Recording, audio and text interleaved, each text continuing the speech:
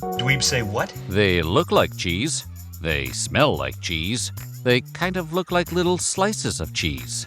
But if you've ever stared at a Cheez-It mid-snack and wondered what's actually inside that tiny orange square, you're not alone. Which is why today we're cracking open one of America's most iconic crackers to answer the question, is there actually cheese in Cheez-Its?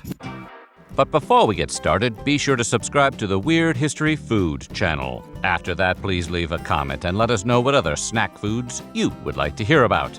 Okay, let's get cheesy. Let's start with the basics. A Cheez-It is a baked cheese cracker. Yellow-orange, thin, rigid, blistered from baking, and punctured with a tiny hole designed to prevent puffing. The kind of design choice you only notice if it's missing. And while you may assume Cheez-Its are square, fan measurements have revealed they're actually very slightly rectangular. We're talking fractions of a millimeter. But still, once you notice, you can't unnotice. Cheez-Its also boast an impressive shelf life. Roughly 11 months, which is notable for something that insists on being cheese-forward. After all, Cheez Whiz, everyone's favorite pasteurized cheese product and the most processed food, only has a shelf life of 7 months. Cheez-Its were created in 1921 by the Green and Green Company in Dayton, Ohio. The original product wasn't called Cheez-Its, though. It was marketed as a baked rarebit. Rarebit, if you're unfamiliar, is essentially a British cheese sauce served on toast, which tells you a lot about the early 20th century optimism surrounding cheese. The snack was renamed Cheez-Its shortly after production began, leaning hard into phonetic spelling and breezy modernity, a branding move that signaled this was not your grandmother's cheese toast. The company was acquired by Kellogg's in 1932. Folding Cheez-Its into the rapidly evolving landscape of mass-produced American snacks. And from the jump, Cheez-Its distinguished themselves from crackers and from cheese snacks. They weren't crackers with cheese flavoring. They were crackers made from cheese. Or at least that's what the branding wanted consumers to believe. Cheez-Its went on sale nationally in the 1920s, expanding steadily as Kellogg's distribution infrastructure grew. They weren't an overnight sensation, but they were consistent, showing up at pantries, lunchboxes, and eventually office vending machines, where they'd outlive entire HR departments. By the mid-20th century, Cheez-Its had settled into a comfortable identity. Not flashy, not trendy, but reliable to the point of invisibility. They weren't a snack you discovered so much as one that had always been there, quietly occupying the pantry while other foods cycled through their weird phases. That kind of longevity became an asset decades later, when the snack aisle turned into a chaos lab of extreme flavors, limited editions, and foods that seemed designed entirely for one Instagram post. As nostalgia became marketable, Cheez-Its were suddenly cool again. How does Cheez-It do it? I know. Not because they'd changed, but because everything else had. The brand leaned into that confidence by giving the crackers personalities of their own. Over the years, Cheez-Its ran commercials featuring hyper-judgmental crackers critiquing human behavior. What are you writing, by the way? Absurdist humor, and the idea that Cheez-Its themselves had opinions, mostly about how you weren't eating enough of them. The brand also quietly became a sports sponsorship machine. The Cheez-It Bowl and its predecessor versions, previously known as the Florida Citrus Bowl, cemented the snack's name into college football culture. And if you're wondering why a cheese cracker sponsored bowl games, the answer is simple. Brand visibility during events where people eat an unconscionable amount of snacks. So, to answer the question directly, yes, Cheez-Its do contain real cheese. Specifically, they're made with real cheddar cheese, listed right up front among the ingredients. That cheddar is blended into a dough made from enriched flour, vegetable oils, salt, and flavoring agents, then baked until dry and crisp. This isn't a situation where cheese shows up at the end in powder form, like a garnish. The cheese is structural. It's doing real work. That said, real cheese doesn't always mean what people think it means. In the U.S., food labeling laws allow cheese to be used in several processed forms and still qualify as real cheese. It can be pasteurized, dehydrated, concentrated, or blended with emulsifying salts and still count, because chemically and nutritionally, it is cheese. It started as milk, it just didn't end its life. on a charcuterie board. This is where consumer confusion tends to kick in. Cheese, please! Over the past few decades, we've been trained to treat any cheese that comes in a non-artisanal context as suspicious. Powdered cheese? Fake. Shelf-stable cheese? Questionable. Cheese that doesn't squeak? Probably a government psyop.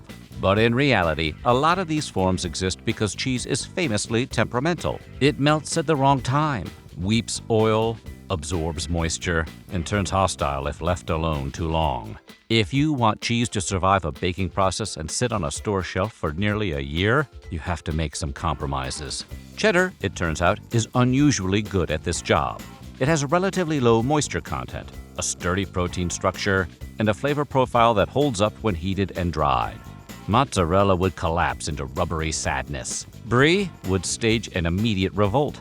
Cheddar shows up, clocks in, and does the work. That's why Cheez-Its don't rely on one-note cheese powder the way some snacks do.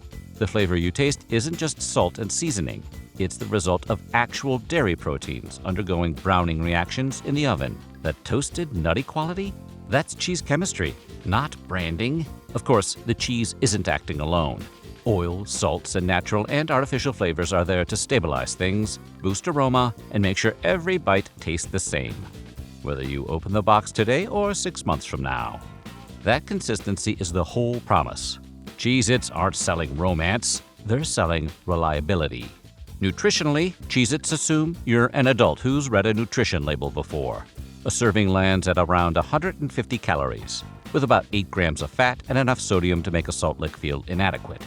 They're not pretending to be health food, which is honestly refreshing in a snack landscape clogged with buzzwords like ancient grains, mindful, and whatever clean label is supposed to mean this week. Flavor-wise, Cheez-Its have gone extremely wide. Beyond the original, there are extra toasty, white cheddar, cheddar jack, pepper jack, hot and spicy, and buffalo wing. They've been snapped, puffed, and even pumpkin spiced, with so many seasonal releases and experimental flavors that it definitely seems like someone in R&D lost a bet. Some flavors have disappeared quietly. Wasabi Cheez-Its, anyone? A bold but brief flirtation with early 2000s wasabi everything energy. Wasabi! That vanished without explanation. Others felt intentionally reckless. Pumpkin spice Cheez-Its arrived fully aware they'd be mocked, daring the internet to do its worst. Meanwhile, extra toasty Cheez-Its became an accidental cult phenomenon, reportedly born from overbaked batches people loved so much they started hunting for the darkest crackers in the box. When the brand finally embraced it, shortages followed. Resale prices popped up online, and a previously calm snack fandom learned what obsession felt like. Despite all that experimentation, the hierarchy remains stubbornly consistent. The most popular flavor is still the original, followed closely by extra toasty and white cheddar, proving once again that Americans crave stability, with just enough madness to keep things interesting. One reason Cheez-Its inspire such loyalty is texture, and that crunch is engineered. Unlike many cheese-flavored snacks, Cheez-Its aren't dusted with flavor after frying. The cheese starts in the dough itself. Real cheddar is blended into a stiff, dense mixture, designed to survive high heat without melting into an oily blur. Too much cheese, and the cracker collapses. Too little, and there's no point. The dough is rolled extremely thin and stamped into nearly square shapes. The iconic center hole allows steam to escape during baking, preventing puffing and structural failure. Without it, Cheez-Its would balloon and soften. They're baked, not fried, at temperatures that trigger browning reactions between proteins and sugars.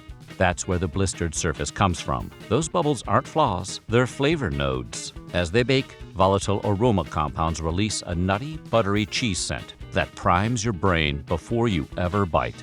After baking, the crackers are cooled meticulously to eliminate residual moisture, helping lock in that famously long shelf life. The result is a snack that crunches loudly, It's crunchy. breaks cleanly, and doesn't politely disappear. Cheez-Its announce themselves, structurally and emotionally. Cheez-Its are now produced by Kellanova, the spin-off company formed after Kellogg's corporate restructuring. While exact annual sales numbers aren't publicly itemized, Cheez-Its are widely considered one of the company's flagship brands. generating hundreds of millions of dollars annually and selling millions of boxes per year. Success, of course, invites scrutiny. In the early 2020s, Cheez-Its faced a whole grain labeling lawsuit, alleging that marketing implied a level of whole grain content disproportional to the actual ingredient breakdown. The case moved through the courts and became part of a broader reckoning with how food companies use health-adjacent language. Then there was the extra toasty controversy, a phrase that feels dramatic but is technically accurate. Fans accused the company of intentionally underproducing extra toasty to drive demand, while others claimed the flavor profile had subtly changed. Whether it was marketing strategy or production issues, the discourse reached the point where journalists were asking executives about cracker browning philosophy. Today, Cheez-Its continues to evolve. New flavors roll out regularly, spin-off products pop up in snack aisles, and despite changing food trends, Cheez-Its remains stubbornly what they've always been, a cheese-forward baked snack that refuses to apologize. So, is there actually cheese in Cheez-Its? Yes, real cheddar baked into a cracker that's been quietly perfecting its formula for over a century. They're not health food, they're not pretending to be.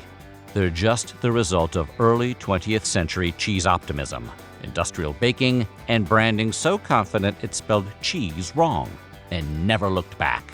And honestly, that might be why they've lasted. So what do you think? Are Cheez-Its a triumph of honest snack engineering, or just cheese cosplay done very well? Let us know in the comments below, and while you're at it, check out some of these other videos from Weird History Food.